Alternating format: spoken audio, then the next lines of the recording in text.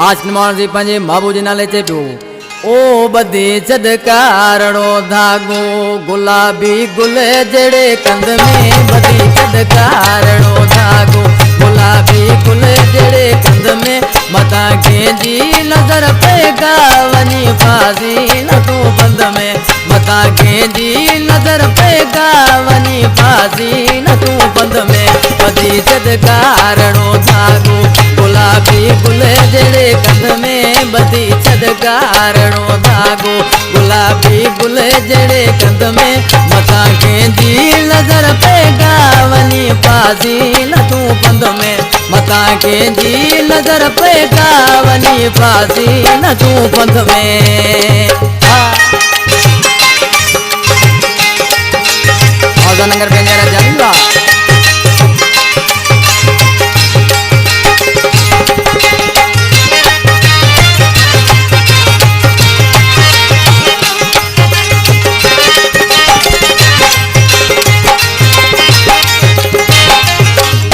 लगी सुथड़ो सबल के तू मुंदे प्यारो तू बैंजन के लगी सुथड़ो सबल के तू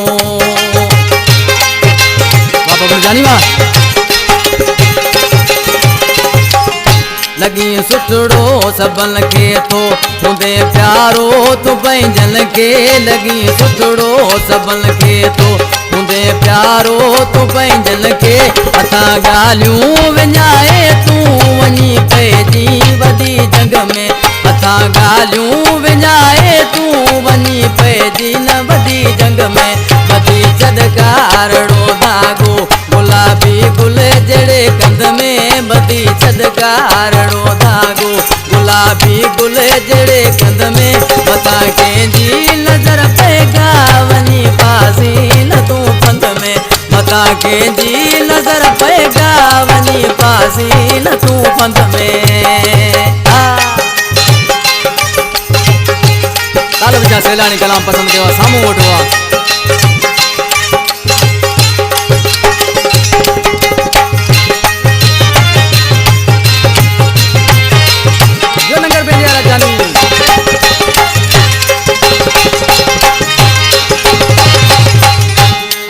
गालियूं किथे आहिन ज़माने में रयो छाए अगियूं गालियूं किथे आहिन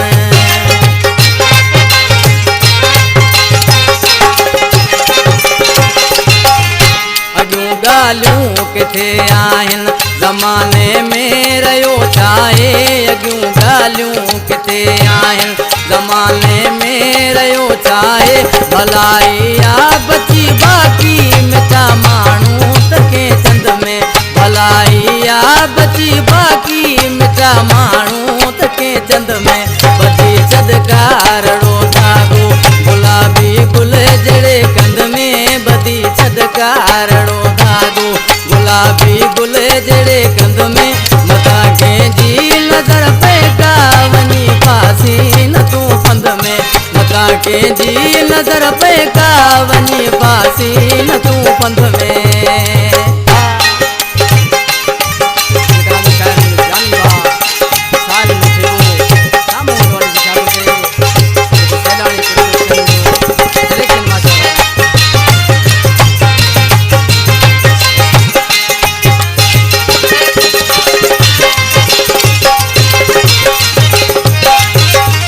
लिखल साहिब दिने जाई अगर गाना तो गाई दे लिखल साहिब दिने जाई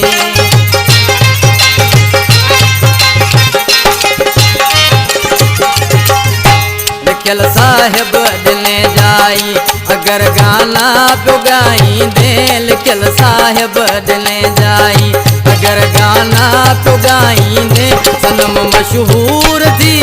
दे तेबा साहिब सजी सिंध में सनम मशहूर थी दे तेबा साहिब सजी सिंध में बदी चदकारणो धागो गुलाबी गुल जड़े कंद में बदी चदकारणो धागो गुलाबी गुल जड़े कंद में मता गेंजी नजर पे गावनी फासी न तू पंद में मता गेंजी नजर पे गावनी फासी न तू पंद में